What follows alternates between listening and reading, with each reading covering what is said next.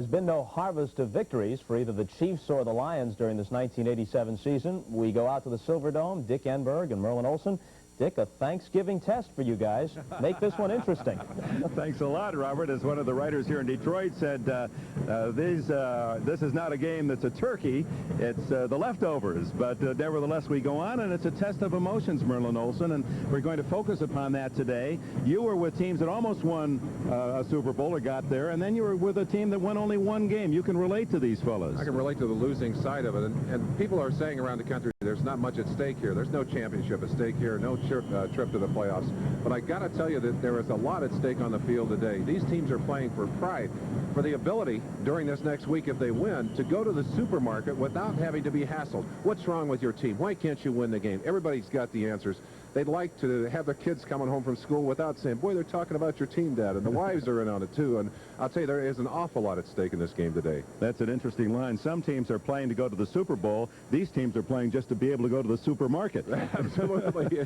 Well, and there's something else, too, Dick, that has to be interesting. These teams are excited about having a couple of extra days off after this Thanksgiving Day game. And if they win, they can really enjoy that little break from the season. If they lose, however, they've got to carry that pain on through that, and it will kind of destroy that little holiday vacation they had in mind. Take us back to that Rams year when you won only one game. It's still a game we won against the 49ers, the only game we won in my rookie year, and I remember vividly players crying in the locker room, tears of joy, and the rest of it, and I'm saying to myself, why was it that in the games where everything was going well for us, we won 11 in a row one year, those games kind of melded together? I do remember that one game that we won back in 1962 very vividly. So the emotions, the psychology of professional football. We're going to get some added help. We're going to call upon a doctor to analyze what we're about to see.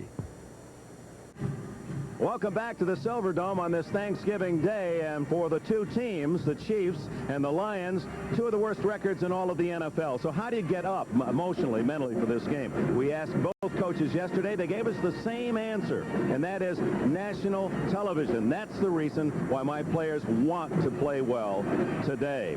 We have with us today Dr. Eric Margenau from New York, a sports psychologist. He has written some columns for the New York Daily News, and by the way, is 5-0 in his picks as we analyze the mental, emotional state of these teams in this game. You've picked out 3 of your 10 factors you feel that are most important.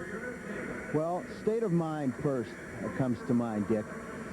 With the Lions, you have a team that's had to get up for 3 games in a row. They beat Dallas, they played Washington real tough in RFK, and then got blown out by Chicago.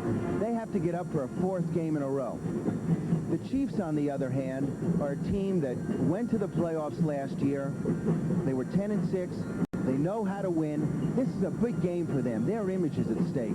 I give the nod to the Chiefs in this area. So even though the Chiefs are 1-9 this year, the fact that they've had a more recent successful experience last year's playoff team, you give them the state of mind, plus the Lions having 4 tough games. Now, team chemistry. When I look at the team's chemistry, Kansas City is in the midst of a quarterback controversy. They've started with Kenny. They came to Sire. Now they're back to Kenny again. Blackledge has been put on the shelf completely. Unconsciously, this has to affect that team. And so in this area, I give the edge to the Lions. All right, the Lions and Chiefs, so thus far at least we're assuming this is an even game. I hope it's not scoreless. Let's go to leadership. Well, here will be the deciding factor. When we break down leadership, we got coaching leadership and we got on-field leadership. Darryl Rogers, in talking to him, you get the feeling that this is a really nice man. But you don't get his intensity. That's the kind of thing that I look for in an NFL head coach. Frank Gans, on the other hand, is a coach that the players have asked for themselves. Comes out of a military background. He knows how to lead men. When you look at the on-field leadership, you're basically looking at the quarterbacks here. Chuck Long is a young kid. When you talk with him, you feel this kid is a natural leader. But he's young, and it's really only his first year, even though he played 2 games last year. He does an audible. By his own admission in talking to me yesterday, he almost never does that. Kenny, on the other hand, has the experience, and Kenny, in the midst of this quarterback controversy, has to come up real big.